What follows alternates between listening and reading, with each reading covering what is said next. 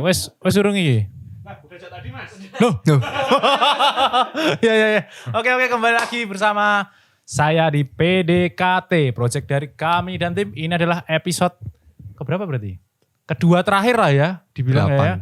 Ini sama bulan depan, sama mungkin nanti ada satu lagi lah. Tapi nggak tahu itu hitungannya episode apa enggak, tapi kayak ini adalah dua episode terakhir di season 1. Nanti kita akan kembali ke season 2. Terima kasih buat semua yang sudah support sama endorsement juga yang sudah masuk-masuk gitu. Thank you so much. Oke, selamat malam.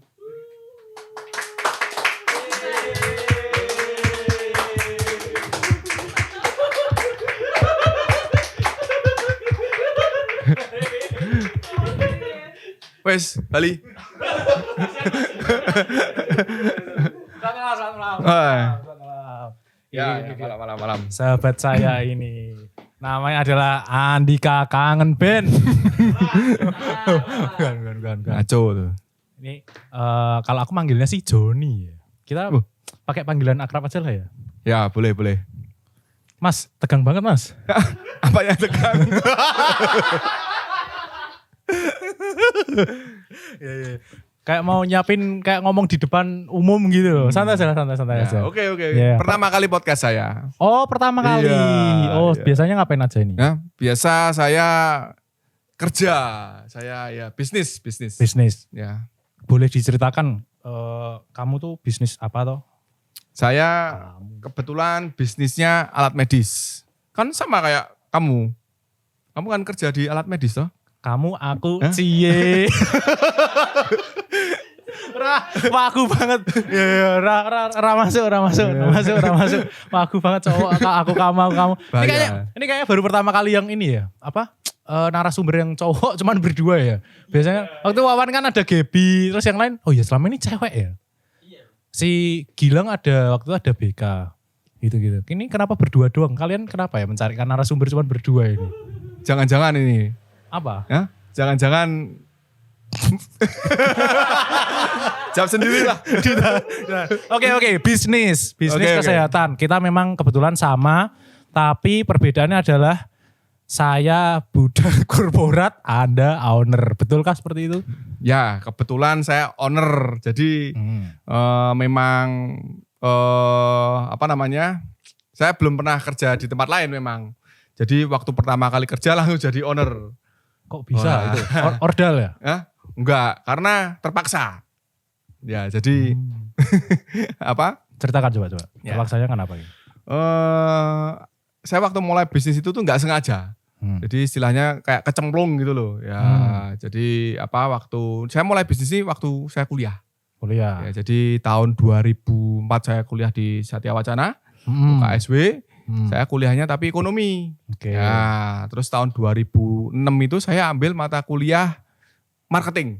Ya, jadi ada mata kuliah marketing. Waktu saya ambil kelas itu, wah, kok ini pelajarannya menarik sekali ya.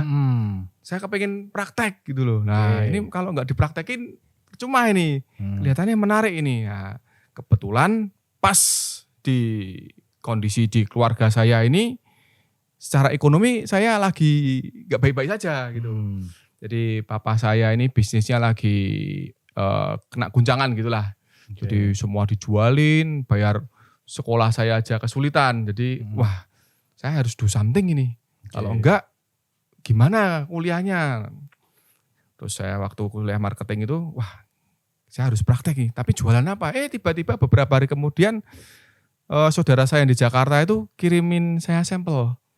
Nah, sampel produk kesehatan. Nah, produknya ini cukup unik. Nah, kalau dirimu tahu, itu dirimu. diriku dan dirimu. Duha cinta kan judulnya diriku dan Oke, dari saudara ngirim sampel gitu. Ya, sampel produk. Ya. Produknya itu tes pack, tes gamilan. Tahu enggak? Tahu. Nah, jadi itu kalau orang sering pakai mui. Nah, aku lanang bro. Jadi kalau orang-orang mau tahu itu dia hamil atau enggak, dia pakai tes pack itulah. Zaman itu yang ada itu mereknya enggak terlalu banyak. Ya, jadi ada satu brand tuh mahal sekali. Satu biji kalau enggak sekitar 25.000. Nah, waktu itu yang dikirim sampel ke saya itu saya dikasih info harganya cuma Rp2.000. Wah, ini jadi peluang buat saya ini. Saya pikir wah bisa dijalanin ini. Nah, terus saya cobain. Nah, sekalian kuliah marketing saya dapat. Aspeknya mbok coba? Bukan, saya coba jualan gitu. Oh iya. Saya kan cowok, itu masa saya coba sendiri. Tapi gitu. waktu itu punya cewek. Hah? Oh punya.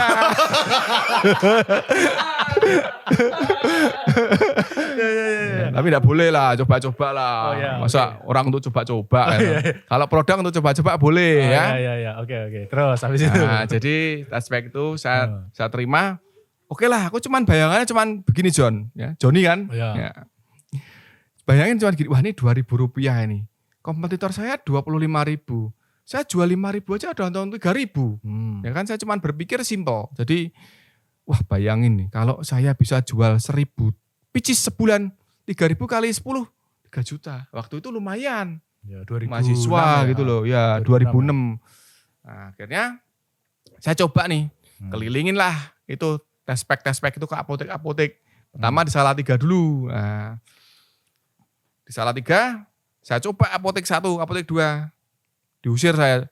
Jadi apoteknya ramai sekali tuh. Jadi udah ada maksudnya lagi sibuk, lagi repot gitu. Oke. Jangan di sini, yang lain. Nah, saya nawarin lagi ke tempat lain lagi. Hampir sama kasusnya. Waduh, gimana ini? Sampai suatu ketika ke apotek keberapa itu saya datengin, nggak mau beli ternyata. Ya udah, boleh produknya tinggal di sini. Nanti kalau laku baru saya bayar gitu. Konsinyasi. Nah, ya, itu istilahnya konsinyasi. Ya, oke. Jadi kita titip produk, nanti kalau laku baru kita dapat duitnya. Nah, akhirnya saya cuma berpikir gini, wah satu box kan isi 50. Udahlah, satu apotek saya titipin 50. Jadi setiap kali saya pulang kuliah, saya keliling tuh ke apotek-apotek. Saya cekin satu persatu. Ada yang hamil apa enggak? Kan nganut apa tespek gitu loh. Ada yang laku apa enggak gitu. Laku apa enggak, ya. Saya cek satu persatu. Lumayan ada yang laku 20, saya jok lagi 20. Ada yang laku 10, saya jok lagi 10. Ada yang laku 30, saya jok lagi 30. Ada yang habis satu box, saya jok lagi satu box. Ya, waktu itu lumayan lah di Salatiga ada sekitar 17 apotek.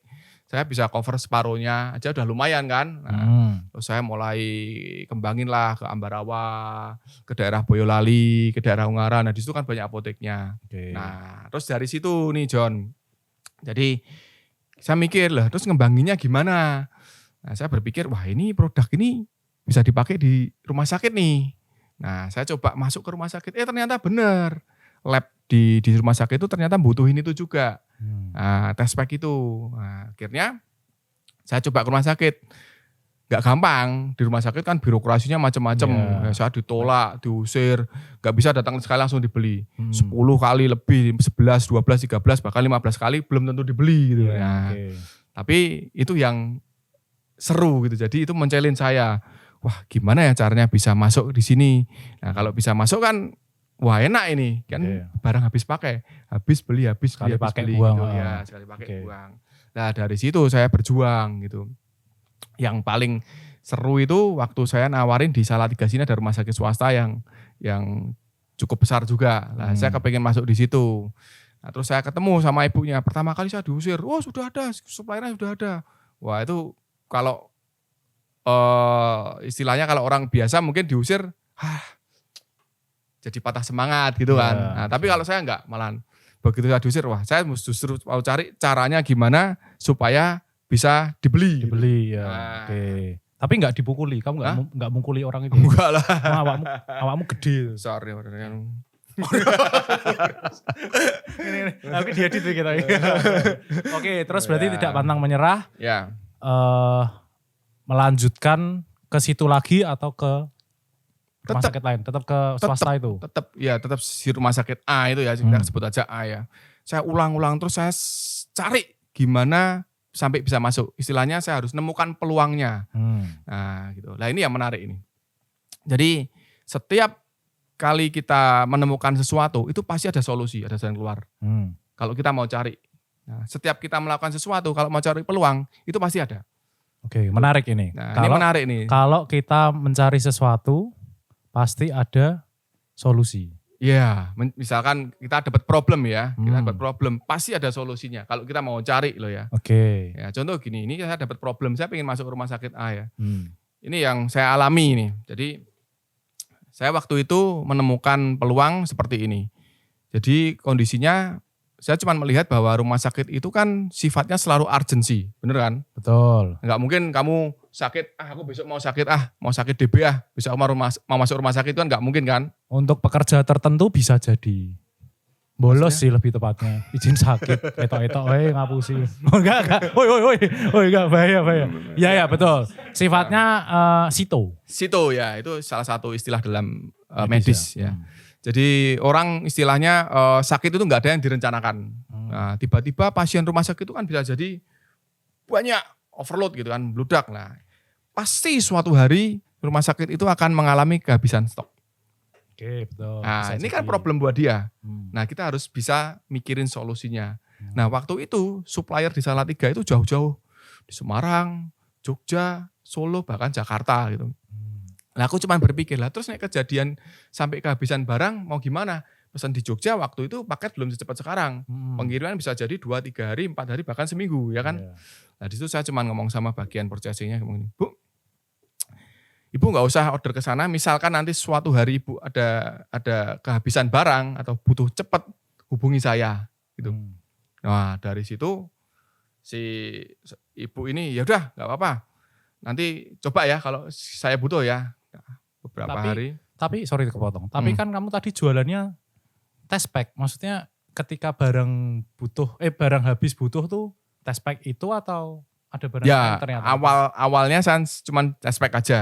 Lah, suatu hari bener si ibu ini telepon. Saya butuh nih barang test pack. Nah, tapi harus cepat gitu maksudnya. Oke Bu, 1 kali 24 jam saya kirim. Saya ngomong gitu kan. Tapi kenyataannya enggak. Saya kirim dalam waktu 1 kali 1 jam. Karena dekat. Lah ibu ini kan jadi seneng banget kan. Wah, sampai saya ingat kata-katanya. Koyo ning surga wae jarene. Kayak ngomong langsung teko barangnya ngono. Wis. Dari situ saya belajar. Bu, kebutuhannya apa lagi sih? Ternyata kan kebutuhan rumah sakit banyak tuh. Iya. Yang habis pakai ada suntikan, ada selang infus ya kan, ada misalkan jarum suntik atau benang, macam-macam lah, ada Foley catheter kalau saya sebutin satu mungkin kurang familiar ya. Jadi saya list itu kebutuhannya. Saya siapin semua, Bu. Ibu kalau nanti butuh, Ibu nggak usah telepon ke Semarang, telepon ke saya aja langsung saya kirim. Kayak sekarang 1 kali 1 jam hari yang sama saya kirim. Wah, seneng. Ya puji Tuhan sampai hari ini jadi customer saya sudah sekitar 16 tahun lah. Ya. Sempat menjalin asmara juga katanya ya dengar. Enggak sih. Enggak. Oke, tapi ini sebenarnya ini kisahnya cukup inspiratif ya untuk mungkin untuk anak muda atau Gen Z ya sekarang. Milenial, Gen Z dan terutama kan untuk sudah punya anak juga kan ya. Anaknya 3, mungkin juga bisa suatu saat ketika sudah besar nonton, oh dulu ternyata perjuangan papa kayak gini gitu kali ya. Nah, tapi iki John, apakah di dunia medis ini, tadi kan bilangnya kecemplung. Tapi apakah sebenarnya kowe iki suka di bidang ini atau beneran kayak kecemplung dan tenggelam atau memang sebenarnya ada ketertarikan dalam dunia seperti ini gitu? Ya awalnya sih dari kecil saya sudah punya, sebenarnya pernah sih, saya juga enggak menyadari ini. Jadi waktu saya masih kecil mungkin SMP atau ya SMP lah mungkin saya seingat saya. Jadi saya pernah bayangin karena di keluarga saya ini enggak ada sosok yang maksudnya buat saya seorang yang berhasil gitu. Ya dari orang tua saya sendiri ya, ini saya jujur aja ya karena memang ini kenyataan ya. Orang tahu saya bukan bisnismen. Nah, tapi saya nggak tahu melihat orang yang sukses itu senang banget gitu loh. Orang yang berhasil tuh kelihatannya kok membanggakan gitu loh. Nah, saya cuma punya pikiran suatu hari aku harus bisa membanggakan orang tua aku lah. Nah, saya sampai bayangin aku one day punya perusahaan, punya punya kayak kantor gitu, nggak mikir perusahaan sih waktu itu. Punya kayak kantor, punya ruangan di situ, terus ada karyawannya gitu. Terus one day aku punya rumah yang seperti ini. Itu cuman terlintas aja, kepingin aja. Cuman itu tuh sering apa namanya kepikiran gitu loh, kayak di alam bawah sadarku.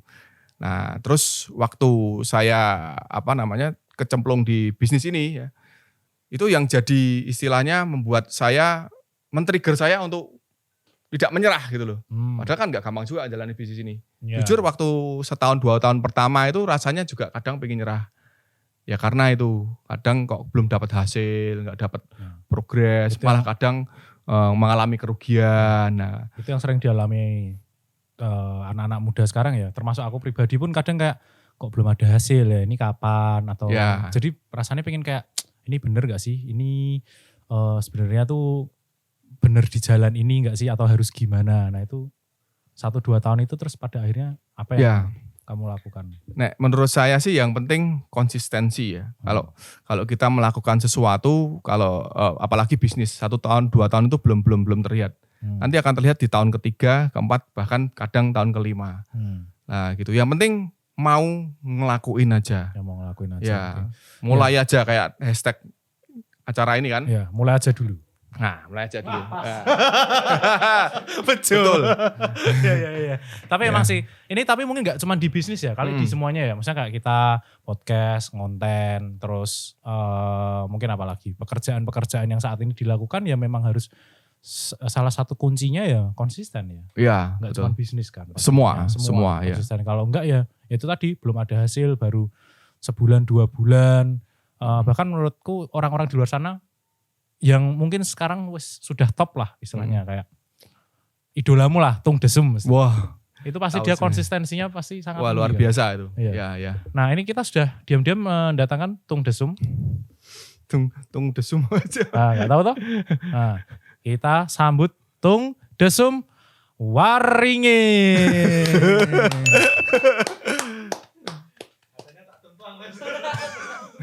Udah besok lah, nggak tahu nih. Ini di tag aja siapa tahu dia datang. Ini ngefans banget sama Tung Desem sampai punya bukunya. Judulnya apa itu? Life Revolution. Life Revolution itu sampai dibanggakan. Ki Jon, kowe kudu maca iki kan sukses bla bla bla. Kamu harus menulis apa yang menjadi goal atau mimpimu, goal achievementmu apa itu toh, bahas itu toh. Itu makanya yang tak ceritain tadi sih sebenarnya sih yang aku cerita itu waktu kecil itu pernah mikirin kayak gitu. Itu yang nggak sadar menjadi goal setting saya gitu. Jadi itu yang tak pikirin terus. Nah, ketika tahun 2018 itu saya ketemu dengan ini maksudnya baca buku ini. Bukan baca dulu ya, waktu itu lihat podcastnya atau video di YouTube gitu loh. Wah, ini luar biasa sekali, ini dia bicara tentang goal setting. Saya coba nulisin tuh goal setting saya kayak diajarin dia. Untuk 5 tahun ke depan apa di tahun 2023 saya nulisin, ditulis detail. Ya walaupun tuh rasanya kayak bermimpi di atas awan gitu. Kayak gak mungkin gitu loh. Yeah. Tapi saya coba belajar untuk berani menulis mimpi. Karena kan Tung Desem sendiri ngomong mimpi itu gratis. Betul. Bermimpilah setinggi-tingginya. Sampai kalau mimpimu tidak menakutkanmu itu berarti kurang besar. Ya betul. Nah yang luar biasa apa? 2023 tahu? Kecapai nggak? I don't know, kecapai atau tidak? Kecapai? Enggak semua. Tapi yang luar biasa 80% kecapai. Oh, nah, masih ingat nggak apa yang dicapai dan tidak boleh di-share nggak? Yang boleh aja. Yang boleh aja ya. Yang boleh aja ya salah satu contohnya misalkan bicara omset perusahaan ya. Saya cuman bayangin aja lah. Saya pengen omset perusahaan misalkan 10 digit gitu ya. Ya saya kan waktu itu omset masih di angka ya masih ratusan juta begitulah. Tapi enggak nyangka hari ini saya sudah lewat dari itu. Begitu ya. Jadi apa yang tak tulis itu menjadi alam bawah sadar saya gitu.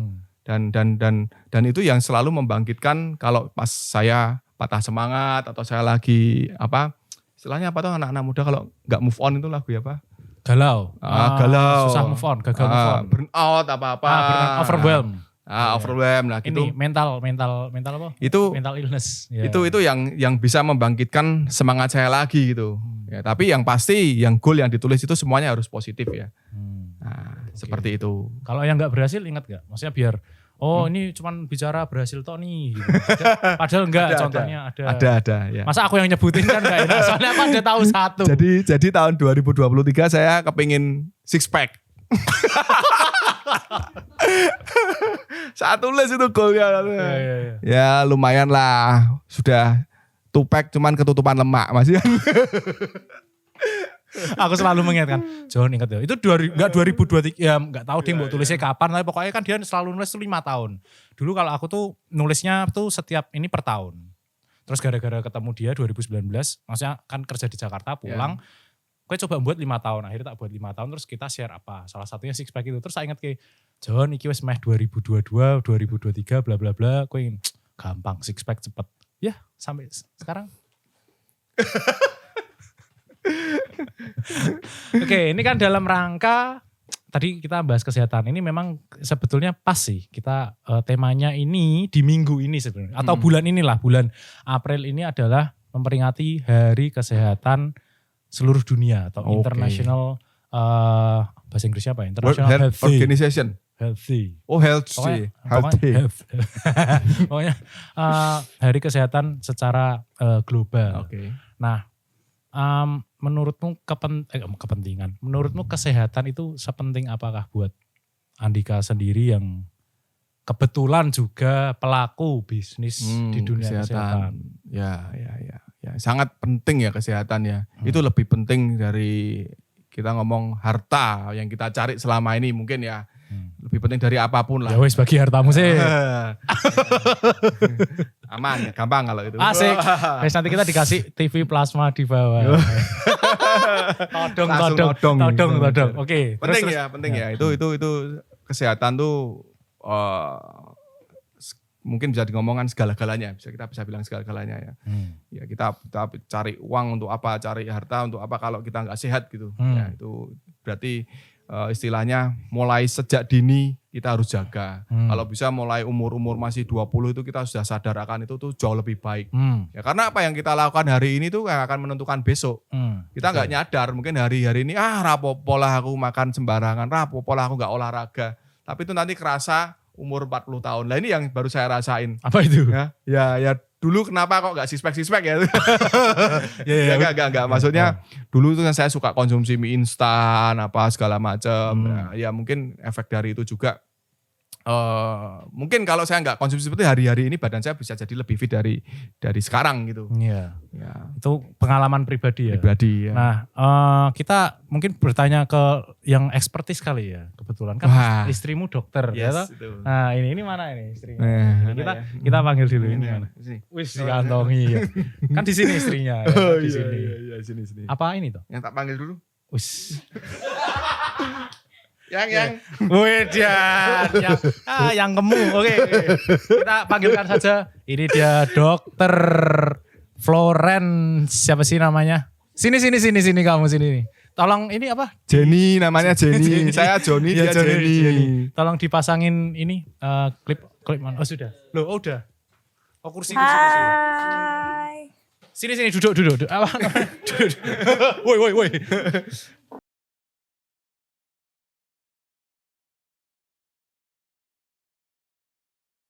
Paling benci aku nih sebelah mereka dur-dur gitu loh, guys. Ketok kerdil aku males sih banget. Ki mesti Dimas nek nonton seneng iki. Ini orangnya Dimas. Berhubung karena ini dokter, aku mau pakai ini ya. Sebentar ya. Ono wae ya to nek Den.